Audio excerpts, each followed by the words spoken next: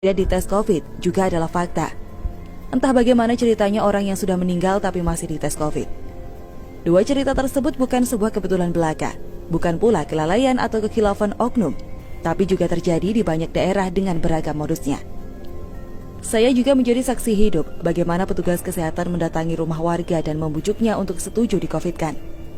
Lalu ketika ditanya kenapa yang bersangkutan menawarkan itu, jawabannya sederhana, untuk laporan desa. Cerita soal pasien yang meninggal karena penyakit lain bila tidak mampu membayar biaya, ditawari surat positif COVID. Cukup menyetujui pemakaman COVID, maka mayat bisa keluar tanpa perlu membayar. Belum lagi aturan pemakaman COVID untuk semua pasien yang dicurigai.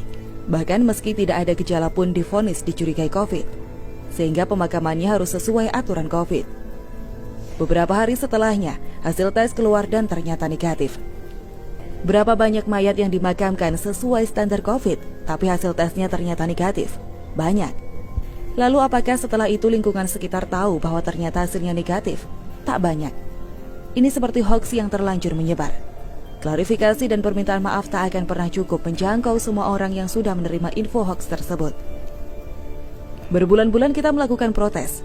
Banyak sudah yang melawan praktek jahat ini.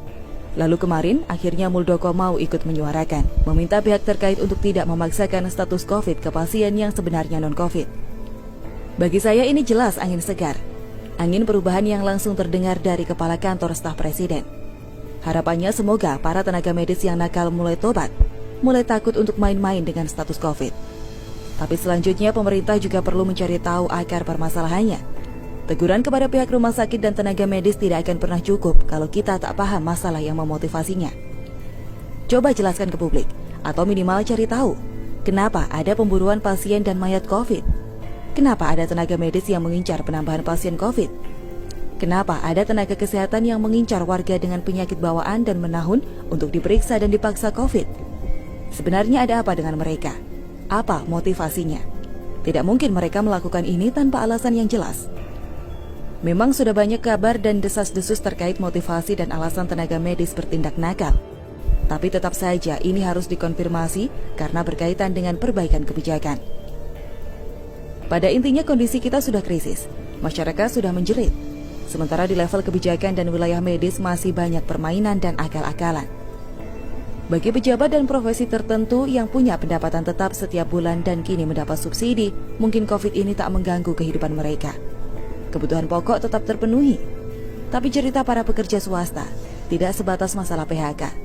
Bahkan makan pun kini hanya nasi dan kecap. 7 bulan sudah kita menghadapi corona dan hasilnya resesi ekonomi. Sampai di sini mestinya kita sudah mulai berpikir tentang evaluasi. Sudahlah, sudah cukup kita belajar dan coba-coba.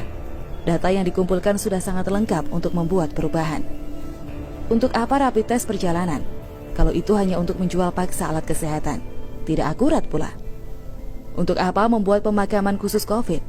Toh mayat tak bisa menularkan virus. Sudahlah, jangan lagi main propaganda dengan mengumpulkan mayat dalam satu tempat hanya untuk menciptakan ketakutan. Satu langkah Muldoko yang kini berani berbicara frontal melawan mafia medis, patut kita apresiasi. Tapi ini belum selesai. Masih ada beberapa masalah dan perbaikan yang harus diterapkan. Semoga Pak Muldoko mau untuk lanjut melawan. Jangan tiba-tiba menghilang seperti Terawan. Oh ya, Terawan memang tak sempurna, tapi pernyataannya sangat terukur dan jujur. Beberapa pernyataan seperti COVID ini tidak berbahaya, bisa sembuh sendiri, tak perlu semua orang pakai masker, cukup yang sakit saja. Kini semua pernyataan Terawan itu menemukan kebenarannya lewat data yang sudah kita kumpulkan.